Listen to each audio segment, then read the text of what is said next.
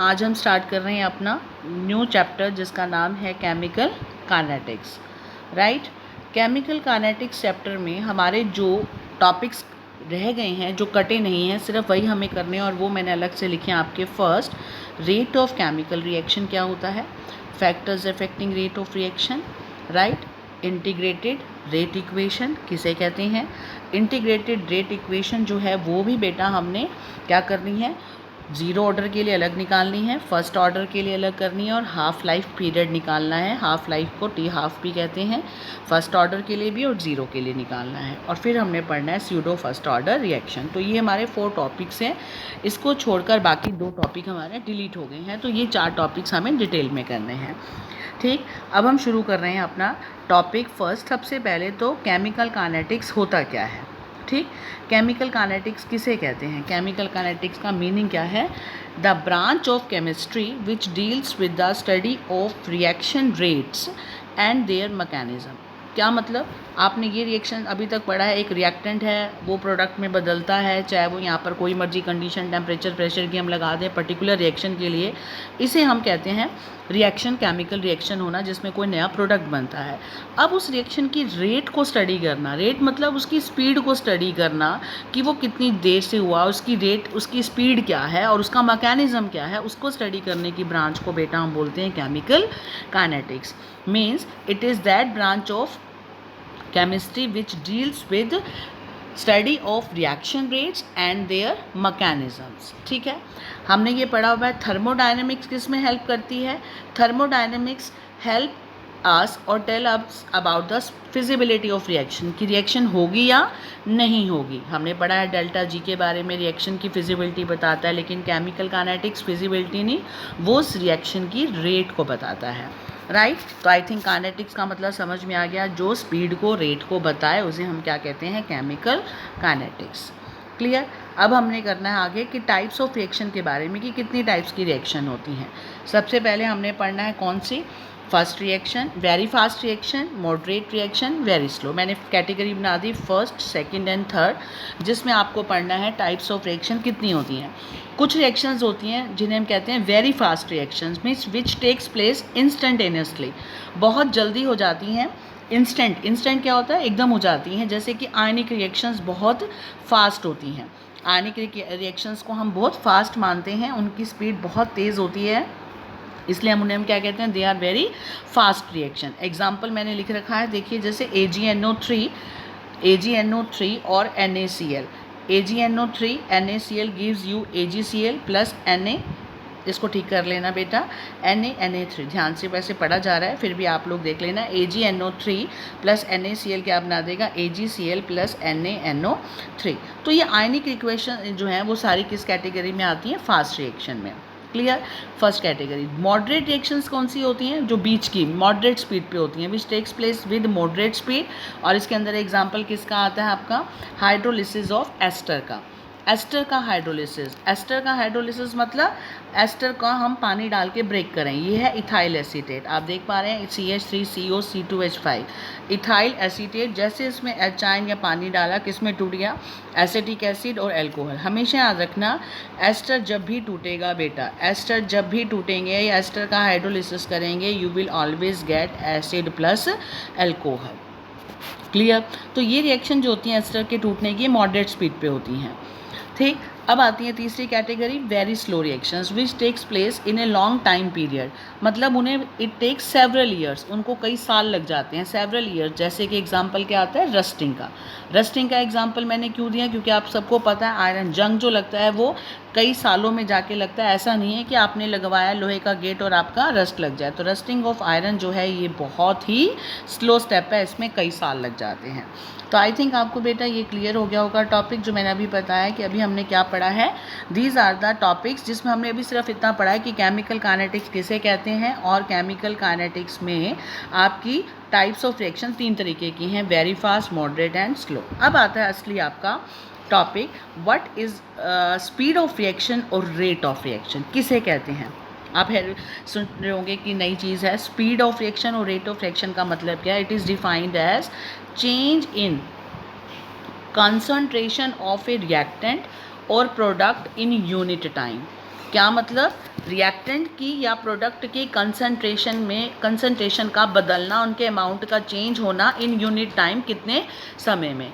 आपको पता है कोई भी रिएक्शन है उसमें प्रोडक्ट बनता है, आपने स्टार्टिंग में रिएक्शन शुरू करी और प्रोडक्ट बना, धीरे धीरे प्रोडक्ट क्या होगा कि रिएक्शन का जो अमाउंट है, रिएक्टेंट है जो उसकी कंसंट्रेशन है वो कम होती जाएगी और प्रोडक्ट की कंसंट्रेशन बेटा ज़्यादा होती जाएगी। क्यों?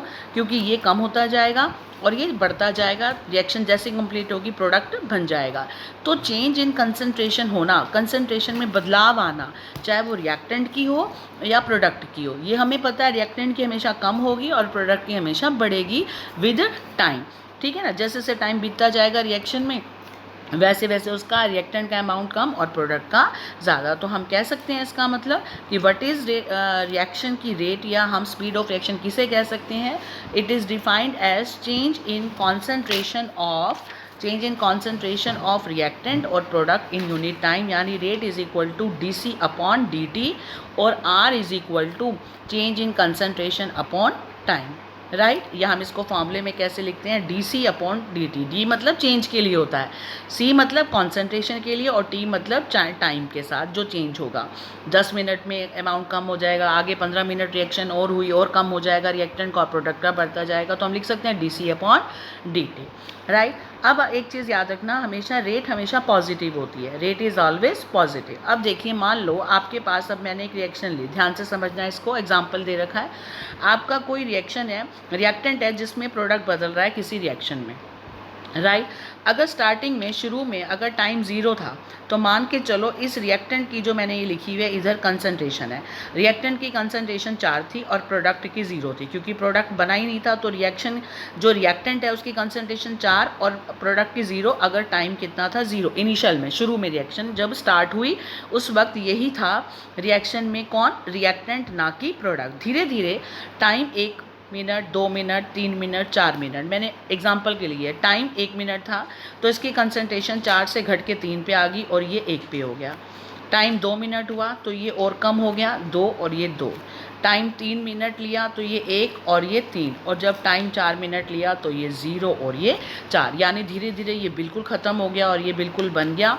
स्टार्टिंग में ये 4 था और फाइनल में ये 4 था, यानी धीरे धीरे रिएक्टेंट कम हो रहा है और प्रोडक्ट बढ़ रहा है विद टाइम, यानी रिएक्टेंट डिसअपियर हो रहा है और प्रोडक्ट अपीयर हो रहा है। ध्यान देखना मैं क्या वर्ड बोल रही हूँ, रिएक्टेंट क्या हो रहा है? डिसअपियर हो रहा है, ये कम होता जा रहा है, डिसअपियर हो जाएगा, ऐसी स्टेज आ जाएगी और प्रोडक्ट आपका अपीयर हो जाएगा। तो हम कह सकते हैं रेट को change in concentration with time, right.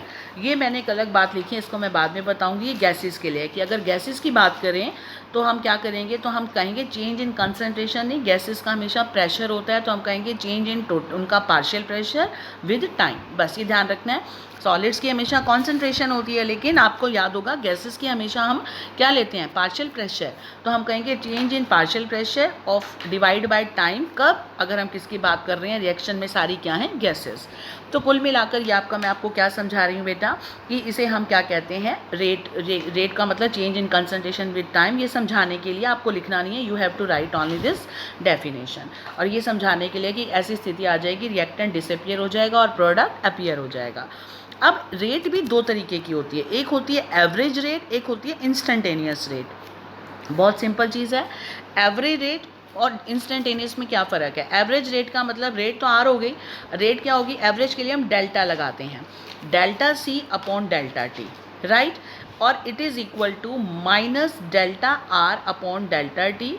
Are क्या है? रिएक्टेंट, रिएक्टेंट की कॉन्सेंट्रेशन कम होती जा रही है इसलिए इसके आगे साइन लगा रहे हैं माइनस, और प्रोडक्ट की कंसंट्रेशन बढ़ती जा रही है इसलिए हम इसके आगे साइन लगा रहे हैं plus, plus delta P upon delta T. याद रखना, जब हम एवरेज रेट की बात करते हैं तो हम सिंबल डेल्टा लेते हैं, रेट तो यही है change in concentration by time, delta C upon delta T is equal to, अब होता क्या है?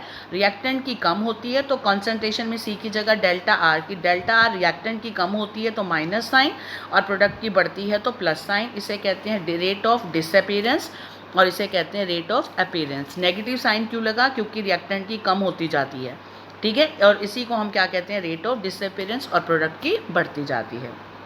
जैसे अभी मैंने आपको पहले भी बताया था, मान लो आपके पास ये ग्राफ है, आपने ग्राफ प्लॉट किया, किस किस के बीच में ग्राफ प्लॉट कर रहे हैं आप, टाइम ले रहे हैं एक्स एक्सिस में और वाई एक्सिस में क्या ले रहे हैं आप, रिएक्शन की रेट। ठीक है, धीरे धीरे आपने क्या देखा, ज़ीरो टाइम था, अभी मैंने आपको जो ऊपर समझाया ज़ीरो टाइम था तो रिएक्टेंट क्या था, 4, राइट। जैसे जैसे एक है, इधर 3 हुआ, इधर 1 हुआ, ये 2 और ये 2, ऐसे ही 1 और ये 3 और अल्टीमेटली ये 4 हो गया तो ये 0 हो गया। अभी मैंने आपको आपने देखा ये धीरे धीरे कम होता जा रहा है, राइट, ये कम होता जा रहा है। यानी T1 पे 3 था तो प्रोडक्ट 1, 2 था तो 2, तो हमें लिख सकते हैं एवरेज रेट क्या हो जाएगी, rate is equal to minus delta R upon delta T is equal to, हम क्या लिख सकते हैं, R2 minus R1 upon T2 minus T1।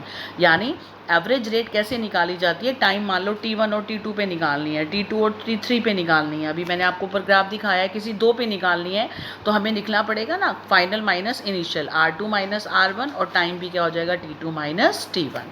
फिर देख लो मैंने क्या बताया, अभी मैंने ऊपर आपको एक ग्राफ ये बताया था, ये दिस वन, ये चीज़ आपको मैंने एक बताई थी, क्या है ये, मैंने कहा कि अगर टाइम 0 है स्टार्टिंग में तो ये 4 है, फिर ये 1 हुआ तो ये 3 और ये 1 के कम होता गया। अगर मान लो मैं तुम्हें कहती इस 2 टाइम पे मुझे बताओ, T1 और T2 पे बताओ, तो आपने कहा T1 पे कंसंट्रेशन इसकी 3 है, इसकी इतनी है और इसकी T2 पे इतनी है, तो आपको अगर डिफरेंस निकालना हो तो क्या करोगे, R2 माइनस R1। यही चीज़ मैंने आपको इसके लिए बताई है कि हमें कैसे करना है। यहाँ पर आपको ये समझाने के लिए, आपको तो सिर्फ ये रेट लिखनी है। यहाँ मैं आपको बता रही हूँ ग्राफ के माध्यम से कि ग्राफ अगर हम प्लॉट करते हैं टाइम एक्स एक्सिस पे ले और यहाँ पर हम रेट इधर लें, तो हमने देखा कि T1 टाइम पे, ये टाइम है ना नीचे, T1 पे इतना है, T2 पे, T3 पे तो ये कंसनट्रेशन इतनी आ रही है, यानी कंसनट्रेशन कम होती गई रिएक्टेंट की वाई एक्सिस पे। ठीक है, तो हम लिख सकते हैं रेट को, एवरेज रेट क्या हो जाएगी, delta minus delta R upon delta T is equal to, delta R को क्या लिखें, R2 माइनस R1 और डेल्टा टी को क्या लिखें, T2 माइनस T1। आप पढ़ते आ रहे हैं T2 माइनस T1 को delta T, R2 minus R1 को डेल्टा आर। तो दिस इज योर क्या है, एवरेज रेट।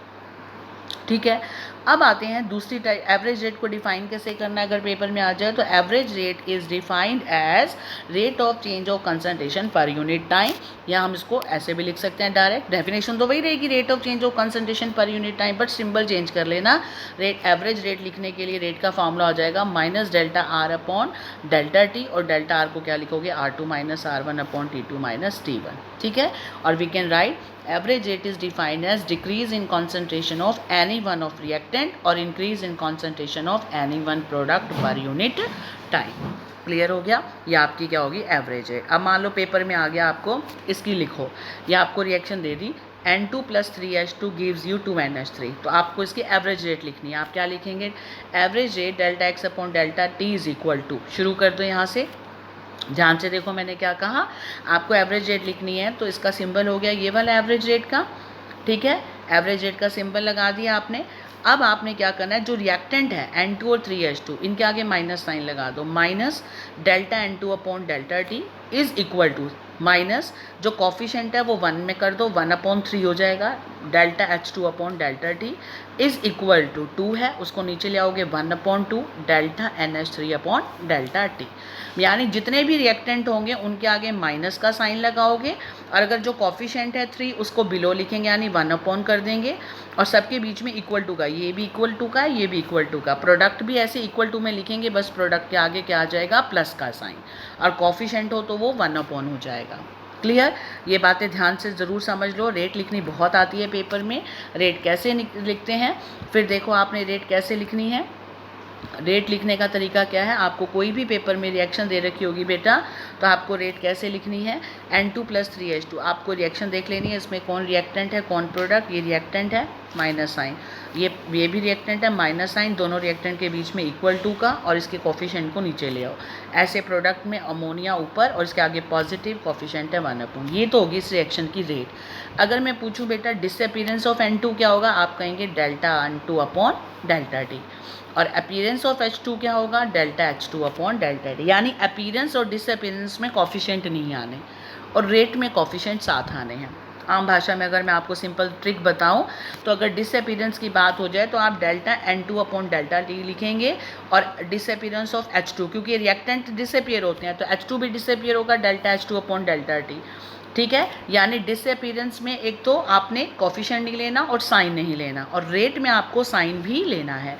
रेट क्या हो जाएगी इसकी, H2 वाले की -1/3 delta H2 upon delta T, और अमोनिया की क्या हो जाएगी अपीयरेंस की, डेल्टा NH3 अपॉन डेल्टा। यानी अपीयरेंस और डिसअपीयरेंस में आपको साइन नहीं लेना है, आपको कोफिशिएंट भी नहीं लेना है, ये चीज़ ध्यान रखना। डिसअपीयरेंस लिखनी आ जाए रिएक्टेंट की तो आप सिंपल डेल्टा रिएक्टेंट का लिखोगे डेल्टा लगाकर, कोई भी रिएक्टेंट हो, H2 है तो आप इसका ऐसे लिखेंगे, कोफिशिएंट नहीं लिखना, लेकिन रेट लिखनी हो तो कोफिशिएंट लिखना है।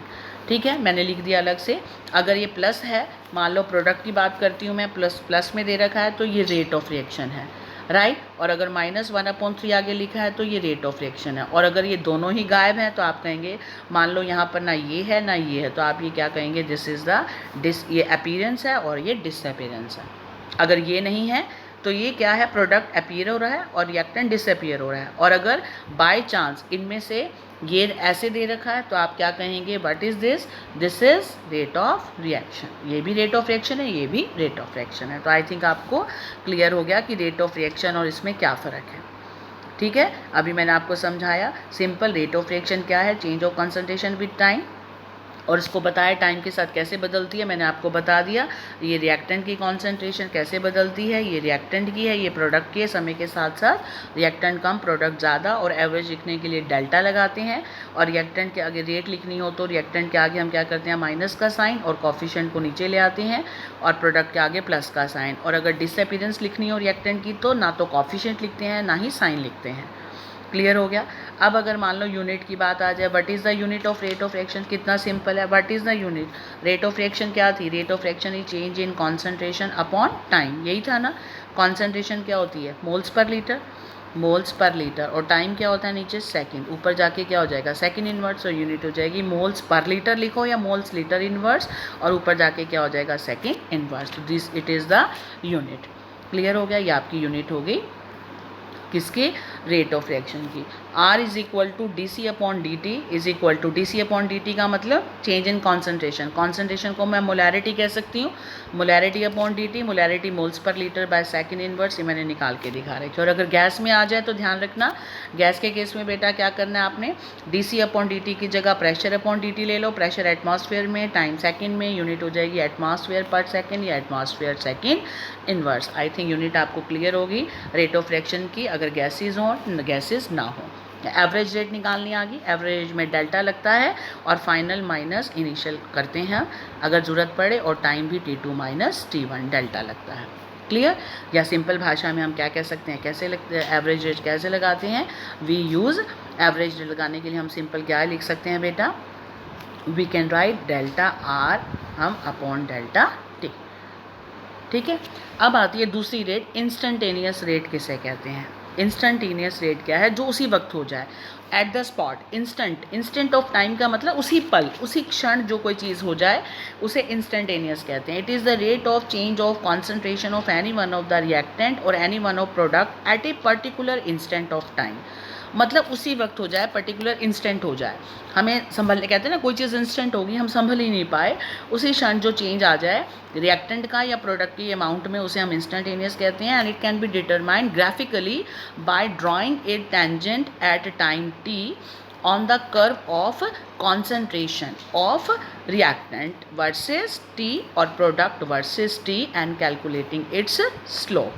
तो ये चीज़ तो एक्स्ट्रा है कि उसको हम निकालते कैसे हैं, आपको अगर डेफिनेशन देनी हो तो आपको यहाँ तक देनी है, बस ये चीज़ आपके लिए एक्स्ट्रा है कि आपको निकालना, अगर पूछ लें कैसे निकालते हैं तब देना है, अदरवाइज़ आपको देने की ज़रूरत नहीं है। आपको डेफिनेशन देनी हो तो आप सिर्फ यहाँ तक देंगे, it is the rate of change of concentration of any one of reactant और product at particular instant of time, बस उसे इंस्टेंटेनियस रेट कहते हैं। और इसके लिए हमने क्या, इसको ग्राफिकली हम निकाल सकते हैं। ठीक है, अब इसमें हम इसके लिए तरीका क्या है, देखो आप ज़रा ध्यान से। इंस्टेंटेनियस का सिंपल क्या है, dx अपॉन dt, वहाँ डेल्टा था, यहाँ क्या है dx अपॉन dt है। It is equal to limit delta t tends to 0। जो हमने एवरेज रेट निकाली थी ना बेटा, एवरेज रेट क्या थी, delta x upon delta t। अगर उसकी हम लिमिट लगा दें डेल्टा t टेंड्स टू 0 तो बन जाएगा dx अपॉन dt। मतलब हमें इसमें ये लिखना है dx अपॉन dt। तो what is dx upon dt? It is instantaneous rate. Small change होता है ना, इसलिए इसके लिए हम d लगाते हैं। और इसके लिए अब क्या होगा, N2 प्लस, इसी सेम रिएक्शन के लिए इंस्टेंटेनियस निकालनी हो तो मेथड वही का वही रहना है। प्रोडक्ट क्या है, ammonia, D ammonia upon dt हो जाएगा, डेल्टा की जगह d लग जाएगा, राइट। और इसके आगे 2 है तो 1/2 हो जाएगा, क्योंकि प्रोडक्ट है प्लस आ गया। इज इक्वल टू रिएक्टेंट में क्या है आपका 3, 1/3 आ गया, माइनस लग गया DH2 अपॉन dt। और प्रोडक्ट में क्या दूसरा रिएक्टेंट क्या, N2 is equal to minus DN2 upon dt। आपको किसी भी रिएक्शन की रेट लिखनी मैंने अभी समझाई थी, आपकी मर्जी है। आपको बस ध्यान क्या रखना है, आपका रिएक्टेंट के आगे माइनस साइन आना चाहिए। रिएक्टेंट 2 है तो 2 लिखो, माइनस आ गया, और DH2 अपॉन dt हो गया। Concentration is equal to product आपका क्या है 1/2 आ गया, और नीचे क्या लिख दोगे आप 1/2, और इसके साथ क्या लिख दोगे आप 1/2 के आगे क्या आ जाएगा डी अमोनिया अपॉन dt। जो मर्जी पहले लिखो, चाहे रिएक्टेंट लिखो चाहे प्रोडक्ट, कोई फ़र्क नहीं पड़ता। बस ध्यान क्या रखना है आपने साइन का, कि प्रोडक्ट के आगे प्लस, रिएक्टेंट के आगे माइनस, चाहे जितने मर्जी और सबके बीच में इक्वल टू का निशान। ठीक है, ये आ गया आपकी इंस्टेंटेनियस रेट। तो बेटा कि क्वेश्चन ये मैंने बता रखा है ग्राफिकली कैसे निकाल सकते हैं। ये एट एनी इंस्टेंट टाइम नीचे ले लिया T, ये हमने कॉन्सेंट्रेशन ले ली। अब आप देख रहे हो रिएक्टेंट की कॉन्सेंट्रेशन 0 पे यहाँ तक थी, T1 पे इतनी आई, T2 पे इतनी आई। मान लें मुझे T1 और T2 के बीच में पर्टिकुलर किसी टाइम इंस्टेंट पे निकालनी है, तो मैंने जब रेट देखा ऐसे, तो हम उसका स्लोप ऐसे, ये जैसे रिएक्शन है इसका हम टेंजेंट की फॉर्म में हम निकाल सकते हैं। तो आपको ये तो एक तरीका बता रहा है, अदरवाइज़ हमारा इसका कोई रोल नहीं है कि हमें कैसे निकालनी है। हमें ग्राफिकली मेथड पे तो जाना ही नहीं है, लेकिन पता होना चाहिए कि हाउ वी कैन डिटरमाइन। तो हमारे पास तरीका है कि वी कैन चेक बाय, कैसे कर सकते हैं, we can determine it by drawing a tangent at time t on the curve of concentration of reactant versus time और प्रोडक्ट वर्सेस टाइम। वो आपकी मर्जी है, किसका भी ग्राफ आप प्लॉट कर सकते हैं, रिएक्टेंट का, प्रोडक्ट का। ये मैंने आपका कर रखा है, ठीक है, या आप इसको ऐसे ये निकाल सकते हैं। तो अब फिलहाल आपको रेट निकालनी कर पेपर में आ जाए तो आप कैसे करेंगे, ये आपका तरीका है, ये आपको किसी भी रिएक्शन की रेट निकालनी है। ठीक है, अब चलते हैं नेक्स्ट। अब ये क्वेश्चन देखिए, आपको क्वेश्चन आने चाहिए। फॉर R2P, मतलब रिएक्टेंट से प्रोडक्ट जाते वक्त concentration of reactant changes from 0.03 m to 0.02 m in 25 minute. ध्यान से देखिए क्या कहा, एक रिएक्शन से प्रोडक्ट हो रही है तो रिएक्टेंट चेंज हो रहा है दिस टू दिस। तो ये क्या हो गया इनिशियल, और ये क्या हो गया फाइनल, यानी ये हो गया R1 और ये हो गया आपका R2। और टाइम क्या है 25 मिनट, टी बी गिवन है। Calculate average rate of reaction in both units of time in minutes as well as in second. कितनी सिंपल बात कही है। फिर देखिए आपको क्या कहा उसने कहा है कि आपको एक रिएक्शन दे रखी है, इस रिएक्शन में आप मुझे क्या करके दिखाओ। इस रिएक्शन में आपको मैंने बताया रिएक्टेंट इतने से इतने बदल रहा है, टाइम भी दे रखा है, इनिशियल और फाइनल भी दे रखी है। एवरेज रेट निकालो, लेकिन यूनिट्स टाइम आंसर जो निकालोगे यूनिट जो है टाइम की मिनट्स और सेकेंड में होने चाहिए। तो आप सबसे पहले तो एवरेज रेट निकालिए। एवरेज रेट में डेल्टा लगता है, delta R upon delta T, right. Reactant के आगे माइनस, ठीक है, और it is equal to minus, हम डेल्टा आर को क्या लिख सकते हैं R2 माइनस R1, और T2 डेल्टा T को T2 माइनस T1। क्यों लिखा, क्योंकि इनिशियल और फाइनल दे रखी है, इसलिए मुझे ये फॉर्मूला यूज़ करना पड़ेगा R2 माइनस R1 का। ठीक है, उसके बाद क्या करें, R2 कितना दे रखा है, वैल्यू डाल दी। R1 दे रखा है, टाइम तो कितना दे रखा है 25 ही दे रखा है, तो मैंने टाइम 25 डाल दिया। यहाँ से आपका सॉल्व करके आ गया माइनस दिस 1 25, और इसको सॉल्व करेंगे, ये मैंने आपको ऊपर सॉल्व करके दिखा रखा है।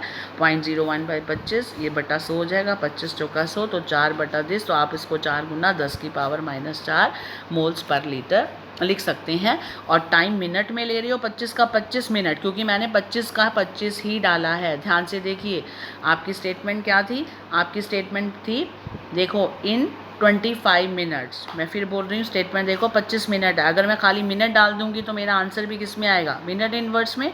यही मैंने यहाँ पर किया, मैंने 25 का 25 लिखा, तो मेरा आंसर मोल्स पर लीटर और मिनट इनवर्स आया। अगर मुझे सेकंड में करना है तो मैं सिर्फ इसमें चेंज कर दूँ, 25 के साथ क्या मल्टीप्लाई कर दूँ, मल्टीप्लाई एक मिनट में 60 सेकेंड होते हैं, तो मैंने इसको सेकेंड से मल्टीप्लाई कर दिया नीचे 25 मिनट के साथ 60 सेकंड से मल्टीप्लाई कर दिया, उसको डिवाइड कर दिया, आपका आ गया moles per litre second inverse.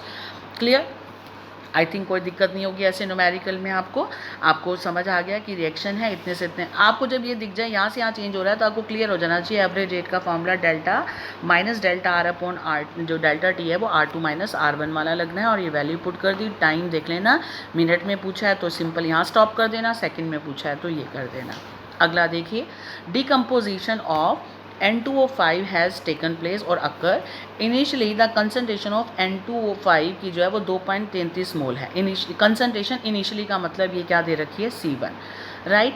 And after 184 minute के बाद it is reduce to this one, यानी कम हो गई है, ये आपकी होगी C2 कॉन्सेंट्रेशन 184 मिनट के बाद, यानी डेल्टा टी हो गया। रिएक्शन दे दी 2N2O5 से 4NO2 प्लस O2 गिवन है। इसमें निकालना क्या है, calculate average rate in terms of hour, minutes and second. एक तो एवरेज रेट निकालनी है, दूसरा what is the rate of production of NO2 during this period. इस पूरी रिएक्शन में इसका रेट ऑफ प्रोडक्शन क्या होगा, यानी दो चीज़ें पूछी हैं इस न्यूमेरिकल में। ध्यान से देखिए क्या क्या पूछा है इस न्यूमेरिकल में, फिर देख लो। ये रिएक्शन आपकी क्लियर कट क्या कह रही है कि सेकंड न्यूमेरिकल कि मैं आपको एक रिएक्शन दे रहा हूँ जिसमें N2O5 से ये चीज़ें बन रही हैं, ठीक है। उसने कहा कि N2O5 की इनिशियल कंसनट्रेशन थी वो इतनी थी और वो कम होकर रिड्यूस होकर इतनी आ गई, कब, अगर 184 मिनट का टाइम वो जा चुका है, यानी डेल्टा टी टाइम चेंज दे रखा है। तो आपको एवरेज रेट निकालनी है, घंटे में, आवर्स में, मिनट्स में, सेकंड में। मिनट और सेकंड अभी हमने सीखा था, अब आवर्स की बात आती है। और second, what is the rate of production of NO2 during this period. तो चलें अब हम आगे सॉल्व करें। अभी क्या किया मैंने, एवरेज रेट क्या हो जाएगी, एवरेज रेट क्या हो जाएगी, माइनस हाफ, मैं रिएक्टेंट की बात करूँ, minus half delta N2O5 upon delta T, right. अब N2O5 का मतलब इनिशियल और फाइनल दे रखी है, तो क्या करूँ, final minus initial, clear. Minus half as it is रहेगा, फाइनल आपकी 2.08 है, इनिशियल माइनस 2.33 है और टाइम 184 है। कर दिया, सब कुछ डाल दिया। इसको सॉल्व करके आपका आया 6.79 गुना 10 की माइनस 4 मोल्स पर लीटर पर मिनट, यानी मिनट का काम खत्म। यही आंसर वो क्या कह रहा है, सेकंड्स में लाओ। तो आप क्या करो, इसी आंसर को किससे मल्टीप्लाई कर दो, 60 मिनट होते हैं पर आवर में, एक घंटे में 60 मिनट होते हैं, तो आप इसको 60 से मल्टीप्लाई कर दो, आपका आंसर आर में आ जाएगा, राइट। और अगर आपको आंसर सेकंड्स में लाना है तो सेकंड्स में नीचे करना है, तो आप इसी आंसर को 6.0 वाले को डिवाइड बाय 60 कर दो, ठीक है ना। डिवाइड बाय 60 कर देंगे सेकंड से, तो वो सेकंड में आ जाएगा। देखो मिनट में तो एज इट इज़ आ जाएगा जो दे रखे हैं 184 मिनट में। अगर इसको आवर में बदलना है तो एक घंटे में 60 मिनट होते हैं, तो 60 से मल्टीप्लाई कर दो। अगर इसको सेकंड में करना है तो डिवाइड बाय 60 कर दो। मैंने लिख दिया आपको, ऐसा क्यों करा, क्योंकि इसको हम नीचे 1/60 है, तो इसीलिए ऊपर जाके मिनट वाले में वहाँ पर हमारे क्या वो ऊपर हो गया था 60 मिनट पर आवर में, और सेकंड में करना है तो नीचे आ जाएगा, डिवाइड कर देंगे, ठीक है। ये आपका आंसर आ गया। अगला उसने पार्ट पूछा था, what is the rate of production of NO2 during this period. NO2 की प्रोडक्शन, NO2 कहाँ पर है, प्रोडक्ट साइड पे है, तो क्या हो जाएगी, यानी हमें NO2 की निकालनी है रेट, तो क्या हो जाएगा 1/4 dNO2 अपॉन dt। आ गया वही बात, rate is equal two plus 1/4 delta NO2 upon delta T, ठीक है। ये रिएक्शन से ही बनेगी, क्योंकि उसने क्या कहा था, रेट ऑफ प्रोडक्शन NO2 निकालो, तो NO2 तो रिएक्शन से ही लेनी पड़ेगी, NO2 4 है और प्रोडक्ट साइड पे, तो प्लस हो जाएगा 1/4 dN2। अब क्या करें, रेट हमारी क्या निकली है, रेट इज़ इक्वल टू, इन तीनों में से किसी की ले लो, मिनट में फॉर्म में ले लो, आवर में या सेकंड में। मैंने मिनट वाली ले ली, मिनट का रेट का आंसर ये लिखना है हमारा कौन सा, 6.79, ये वाला मिनट में ये निकला। आपकी मर्ज़ी है, किसी यूनिट में ले सकते हो, आपकी ये रेट आई है, ठीक है। और रेट बराबर में है दिस है, रेट आपकी रिएक्शन से ये बनती है, और जो रेट कैलकुलेट की वो ये बनती है। तो मैं इन दोनों को इक्वल पुट कर दूँ। ध्यान से देखो मैंने क्या बताया बेटा, हमारी उसने क्या कहा, रेट को आप NO2 की बताओ, रिएक्शन से जो रेट बनती है वो तो आपकी ये फार्मूला से बनती है, और जो आपने रेट निकाली है ऊपर वो इस फार्मूले से निकाली है। तो मैं रेट की जगह इसी को पुट कर दूँ, we can write delta NO2, ये जो है ये पूरा किसके बराबर हो गया, इसके बराबर हो गया, और मुझे खाली NO2 चाहिए, तो 4 को मैं इस तरफ ले आऊँ, 4 मल्टीप्लाई हो जाएगा, आ गया आपका आंसर। आया समझ में। फिर देख लो हमें क्या बताना है, NO2 की रेट। NO2 की रेट के लिए रिएक्शन से देखा तो रिएक्शन में NO2 के आगे 4 लगा था, वो 1/4 हो गया, और रेट हमारी निकाल चुके हैं हम दिस वन। इसका मतलब मैं इसको इसके बराबर पुट कर सकती हूँ, सेम ही आंसर होगा। तो मैंने लिख दिया delta NO2 upon delta T this one. हमें सिर्फ delta NO2 upon delta T चाहिए, रेट हमें NO2 की, हमें इसके कॉफिशेंट को वहाँ ले जाना पड़ेगा 4 को, ये आपका आंसर आ गया। तो इस टाइप के न्यूमेरिकल आपको बेटा ज़रूर आने चाहिए, इसमें यही आते हैं। अगला देखिए, मैंने आपकी सहूलियत के लिए लिखा है, एक रिएक्शन है, उसमें आपका 2A से प्रोडक्ट बन रहा है और कंसनट्रेशन A की डिक्रीज़ हो रही है 0.05 से 0.04 तक कम हो रही है 10 मिनट्स में। Calculate rate during this interval. Clear हो गया? आपको क्या दिखा रहा है, ए रिएक्टेंट है और डिक्रीज़ हो रहा है 0.5 से, initial 0.5, final this one time इतना। तो उसने कहा रेट निकालो। तो 2A से P रेट किसके बराबर हो जाएगी, -1, क्योंकि 2A रिएक्टेंट है ना, -1/2 delta R upon delta T, right, यही हम निकालेंगे। -1/T डेल्टा रिएक्टेंट की अपॉन रिएक्टेंट की डिक्रीज़ होती है, माइनस हो गया 1/T डेल्टा टी। रिएक्टेंट की इनिशियल और फाइनल दे रखी है, 1/2 एज इट इज़ लिया, R की जगह क्या लिया, फाइनल वाला माइनस इनिशियल वाला, C2 - C1 delta T given है, वैल्यू पुट कर दी, डेल्टा टी गिवन है, ये आपका आ गया आंसर। कितना, दिस वन 0.01/20, 20 इस बाय 10 भी आ गया 5 × 10⁻³ राइट। और मिनट इनवर्स, कितना सिंपल न्यूमेरिकल है। देखने में ऐसे लग रहा था पता नहीं क्या होगा कि प्रोडक्ट चेंज हो रहा है, इतना रेट निकालो, सिंपल रेट पूछा है। रेट का formula decrease in concentration of reactant हमने लगा दिया। अब रिएक्टेंट की 2 दे रखी है, इनिशियल माइनस फाइनल, तो final minus initial upon time निकाल दी यहाँ से। नेक्स्ट, ये बड़ा इजी है, 1-1 नंबर का क्वेश्चन आता है, रिप्रेजेंट द रेट। इनकी रेट लिखनी आ जाती है। तो आपको मैंने अभी बताया, आपको देख लेना है रिएक्टेंट कौन है, प्रोडक्ट कौन है। सिल्वर क्या, मरकरी क्या है, रिएक्टेंट, इसकी रेट क्या होगी, it is equal to minus delta Hg upon delta T is equal to, reactant कौन है, Cl2, minus delta Cl2 upon delta T is equal to HgCl2 product है plus delta HgCl2 upon delta T. आगे लिख लीजिए, किसी की भी rate लिखनी आ जाए तो आपको ध्यान क्या रखना है, रिएक्टेंट के आगे माइनस, प्रोडक्ट के आगे प्लस, और इन सब के बीच में इक्वल टू का साइन चलता जाएगा। कोई एरो नहीं, इस तरीके का एरो नहीं है, सबके बीच में ये इक्वल टू के निशान है। क्लियर? आगे इसकी रेट लिखनी हो, -1/2 हो जाएगा। अब तो आगे होगी, प्रैक्टिस करना, -1/T डेल्टा H अपॉन, ये भी इसके आगे प्रोडक्ट है, प्लस आएगा, ये भी प्लस आएगा।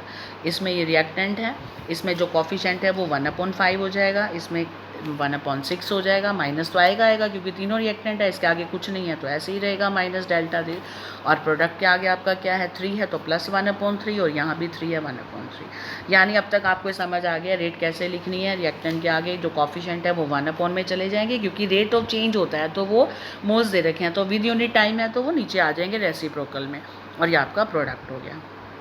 ठीक, यहाँ तक आपका पहला टॉपिक खत्म हुआ अभी कि रेट ऑफ रिएक्शन किसे कहते हैं। एवरेज और इंस्टेंटेनियस में क्या फ़र्क है, इंस्टेंटेनियस में डी लगता है और एवरेज में डेल्टा लगता है, बस यही फ़र्क है, डेफिनेशन वही है और इसके न्यूमेरिकल्स हैं।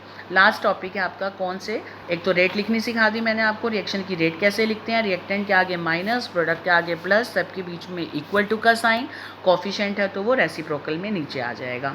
ठीक है। नाउ लास्ट टॉपिक, इसमें इस चैप्टर में नहीं, इस आज की वीडियो में एक मैंने बताया रेट ऑफ रिएक्शन समझाई है, उसकी टाइप समझाई है, और एक फैक्टर्स बहुत इजी हैं। रेट ऑफ रिएक्शन जो हमने पढ़ा है, स्पीड को, गति को, रिएक्शन की रेट को कौन कौन से फैक्टर्स इफेक्ट करते होंगे। पहला कि उसका नेचर क्या है, रिएक्टेंट कैसे हैं। Rate of reaction depends upon type of bond between atom, कि एटम्स के बीच में बॉन्ड की टाइप क्या है। जितना स्ट्रॉन्गर बॉन्ड होगा उतना ही उसको तोड़ना मुश्किल, उतनी ही स्लो द रिएक्शन, ठीक है, उतनी ही रिएक्शन स्लो होगी, उसकी रेट कम होगी। और जितना वीक बॉन्ड होगा उतनी ही रिएक्शन फास्ट होगी, क्योंकि वो जितनी जल्दी टूटेगा उतनी जल्दी रिएक्ट करेगा। तो इसका मतलब रिएक्टेंट के नेचर पे भी डिपेंड करता है कि रेट ऑफ रिएक्शन क्या होगी। मान के चलिए अगर बॉन्ड स्ट्रांग है तो रिएक्शन की रेट स्लो होगी बस, और जितना बॉन्ड वीक है उतनी फास्ट होगी। तो ये हमारा क्या है, ये आपको रिएक्शन दे रखे हैं, जैसे NO + ½ O2 NO2, ये फास्ट है, ये स्लो है। तो आपको ये पता होना चाहिए आयनिक रिएक्शन, जितनी भी आयनिक कंपाउंड्स हैं वो स्लोली रिएक्ट करते हैं सॉलिड स्टेट में, लेकिन एक्वस स्टेट में यानी पानी मिला दिया जाए तो दे रिएक्ट फास्ट। तो ये एक किस्म से रिएक्टेंट पे डिपेंड करता है। दूसरा है कॉन्सेंट्रेशन, यानी अमाउंट ऑफ रिएक्टेंट क्या है।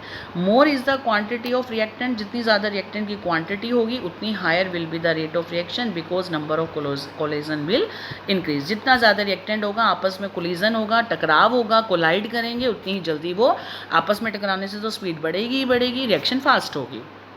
तो क्वांटिटी पे भी डिपेंड करता है। More is the quantity, more will be the rate of reaction. Third कौन सा आ रहा है? Temperature. Rate of reaction changes with the change in temperature. For most of reaction rate of reaction increase होती है with temperature and it has been noted that with every 10 degree rise of temperature के साथ rate of reaction double हो जाती है। Clear? मान लो कोई, वैसे तो टेम्परेचर के साथ बढ़ती है क्योंकि स्पीड बढ़ती है, काइनेटिक एनर्जी बढ़ती है, तो रेट ऑफ रिएक्शन भी बढ़ेगी। और ये देखा गया कि अगर 10 डिग्री टेम्परेचर बढ़ा दें तो rate of reaction almost double हो जाती है। कितनी हो जाती है? डबल, 2 टाइम्स हो जाती है। ये जनरल एक निकाली है उसकी कंक्लूजन। और सनलाइट का क्या इफेक्ट है? फोर्थ फैक्टर आ रहा है आपका sunlight. Some reactions take place in the presence of sunlight, that is उन्हें बोलते हैं फोटोकेमिकल रिएक्शंस, जिनको सनलाइट चाहिए होती है।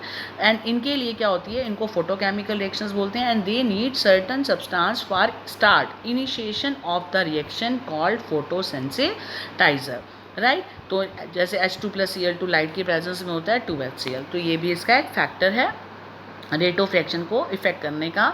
और सरफेस एरिया क्या है? पांचवा फैक्टर आ रहा है सरफेस एरिया क्या होता है। सरफेस एरिया का मतलब उसका स्थान कितना है। जितना ज़्यादा सरफेस एरिया रिएक्टेंट का होगा उतनी ही ज़्यादा रेट ऑफ रिएक्शन होगी।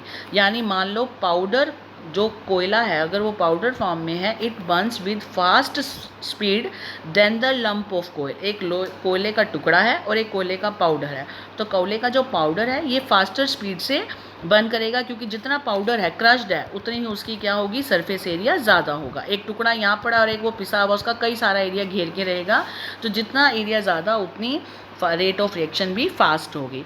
ऐसे ही वुडन शेविंग एग्जाम्पल पेपर में भी आया हुआ है एक बार बोर्ड में ये वाला, कि किसका एरिया किसकी रेट ऑफ रिएक्शन फास्ट होगी। एक तो वुडन आपको क्या दे रखा है? Wooden shaving burn with faster speed then the wooden log. एक लकड़ी का टुकड़ा लोग हो और वुडन की शेविंग हो, उस बुरादा हो, उसमें से कौन जल्दी बर्न करेगा? फास्टर स्पीड के साथ जो वुडन शेविंग है। इनमें से क्वेश्चन आता है कौन करेगा और क्यों? आप कहेंगे wooden shaving, because it has more surface area, more rate of reaction, right. More will be the rate. And the last is catalyst. Catalyst increase भी करते हैं और डिक्रीज भी करते हैं, क्योंकि पॉजिटिव कैटलिस्ट भी होते हैं, नेगेटिव भी होते हैं। रेट ऑफ रिएक्शन को बढ़ाते भी हैं, डिक्रीज भी करते हैं, but they do not undergo any change in their structure, right. तो ये कुछ फैक्टर्स हैं आपके जो आपको पता होने चाहिए कि कौन कौन से फैक्टर्स रेट ऑफ रिएक्शन को इफेक्ट करते हैं। Nature of reactant, concentration, temperature, sunlight, surface area and catalyst. तो इसके साथ बेटा आज का फर्स्ट जो पार्ट है काइनेटिक्स का हमने शुरुआत की है। आज मैं इतना ही कराऊंगी कि काइनेटिक्स का मतलब क्या है, और उसके बाद मैंने आपको बताया कि आज हमने देखो इस पूरे टॉपिक में सिर्फ ये पहला और दूसरा कवर किया है, क्योंकि ये दोनों टॉपिक लॉन्ग हैं, इनमें डेरिवेशन है। तो आज हमने रेट पढ़ी क्या होता है और फैक्टर्स पढ़े। तो रेट में भी कितनी चीज़ें पढ़ ली। रेट में रिएक्शंस की टाइप पढ़ी कि हमारी लाइफ में वेरी फास्ट, मॉडरेट और स्लो कई होती हैं। फिर रेट ऑफ रिएक्शन या स्पीड ऑफ रिएक्शन का मतलब क्या है? dC/dt, ठीक है। और रिएक्टेंट हो तो -dR/dt और प्रोडक्ट हो तो +dR/dt। एवरेज रेट में डेल्टा लगता है, राइट। और डेल्टा है, और किसी रिएक्शन की रेट निकालनी हो तो रिएक्टेंट के आगे माइनस, प्रोडक्ट के आगे प्लस, बीच में इक्वल का साइन। अपीयरेंस और डिसअपीयरेंस किसका होगा? डिसअपीयर हमेशा रिएक्टेंट होंगे, अपीयर हमेशा प्रोडक्ट होंगे। और अगर डिसअपीयरेंस या अपीयरेंस पूछी जाए तो उनके आगे कभी भी कोफिशिएंट नहीं आएगा और साइन नहीं आएगा, याद रखना। बहुत इंपॉर्टेंट बात बता रही हूँ। डिसअपीयरेंस के केस में या अपीयरेंस के केस में क्या होना है? कभी भी इनमें दो चीज़ें याद रखना, ना तो इनके अंदर साइन आएगा, ना ही इनके अंदर कोफिशिएंट आएगा, अगर वर्ड डिसअपीयरेंस या अपीयरेंस है। और रेट होगा तो दोनों चीज़ें आएंगी, ठीक। उसके बाद आपने इंस्टेंटेनियस में dx/dt पढ़ा है। उसके बाद मैंने आपको रेट निकालनी सिखाई है न्यूमेरिकल में, कैसे निकालते हैं। डेल्टा आर है, जब आपको दो रेट दे रखी हो, इनिशियल और फाइनल, तो final minus initial upon T2 - T1 वाला फॉर्मूला लगेगा। टाइम में निकालना एज इट इज, सेकंड में निकालना हो तो मल्टीप्लाई। आवर में निकालने का भी मैंने आपको आगे तरीका बता रखा है कैसे करना है। आवर में करना है, मिनट में करना है आपको, या आपको खाली सिंपल सेकंड्स में करना है, ये मैंने आपको बता दिया। इसके बाद आपने ये बता दिया सेकंड थर्ड न्यूमेरिकल रेट निकालना। उसके बाद आपको कोफिशिएंट का ध्यान रखना है, रिएक्टेंट भी कितने हैं, रेट निकालनी भी आ सकती है, और फैक्टर्स भी। इसी के साथ हम आपका आज यहाँ टॉपिक ख़त्म करते हैं। आज के लिए ये बहुत है, ध्यान से वीडियो देखो और इसको समझो।